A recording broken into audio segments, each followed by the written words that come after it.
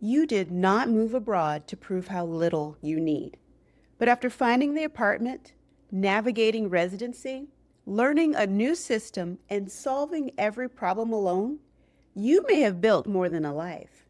You may have built a fortress. From the outside, it looks like freedom.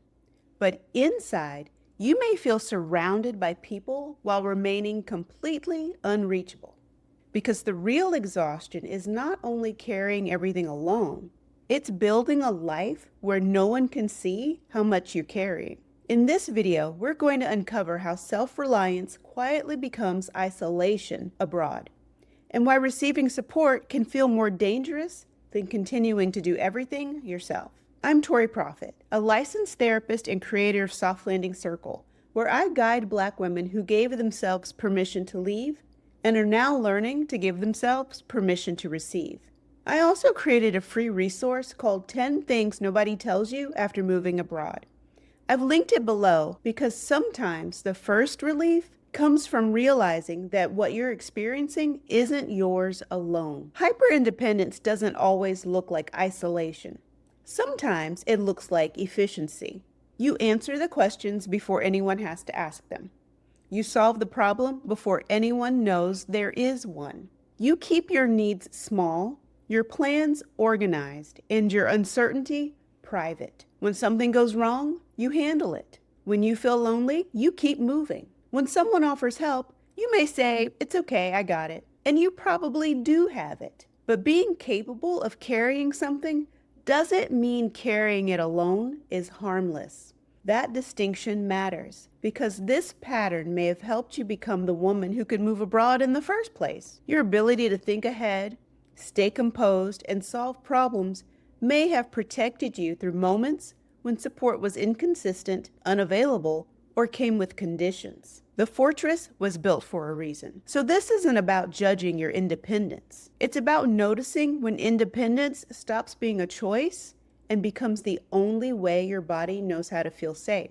Sometimes "I'll take care of it" really means I don't trust anyone to show up consistently. Sometimes "I don't want to bother anybody" means I learned that having needs could make me feel exposed. And sometimes "it's easier to do it myself" really means I would rather be exhausted than disappointed. That makes sense. But here is the quieter cost. A fortress may keep disappointment out. It can also keep care at a distance.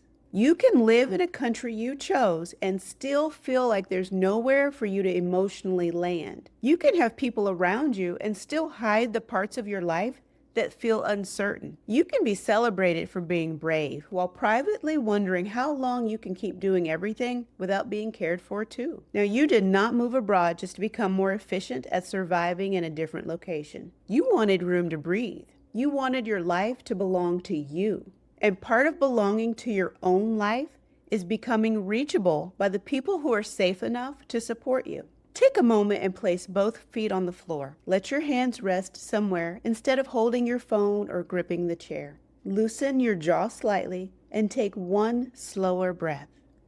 Then ask yourself, what am I carrying this week that I've made invisible to everyone else? Don't turn the answer into another task. Just notice what comes up. Maybe it's a decision. Maybe it's loneliness. Maybe it's the pressure to prove that moving abroad was the right choice. Maybe it's something practical that you could ask for help with, but have already decided that you should handle it alone.